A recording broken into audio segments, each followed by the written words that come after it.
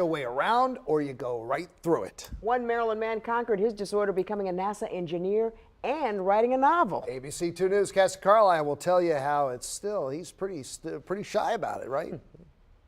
And I said, I want to copy that painting because I want to impress this guy. Listening to the Schneiders, Did the measurement of where the rocket was that was flying through the air. they have a lifetime of stories to tell.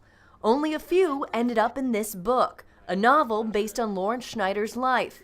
A huge feat for a man almost held back in 3rd grade. It didn't feel very good because I was teased a lot.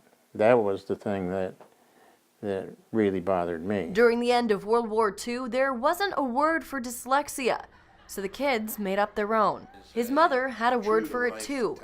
No.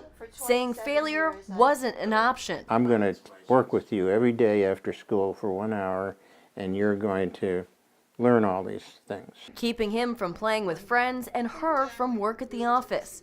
Instilling a sense of persistence he carries to this day. To get into college, I was admitted on probation.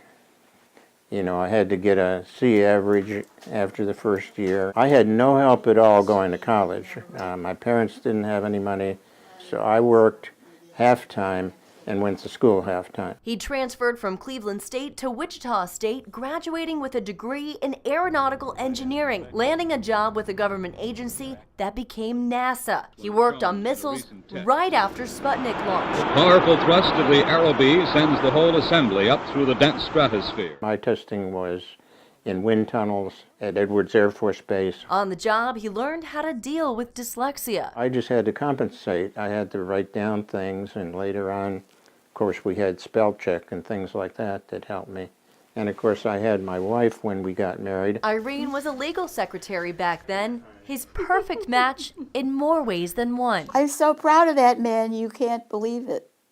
I mean, that was a struggle, persistence, for a person who has a hard time reading anything, absorbing it, for him to dedicate himself to, and he's a marvelous storyteller. I hope that people just enjoy the story. They don't have to get any lessons from it about how to live life or anything like that. I definitely do not want to preach to other people. Instead, hoping his stories will live on longer than he's able to share them. In Cockeysville, Cassie Carlisle, ABC 2 News.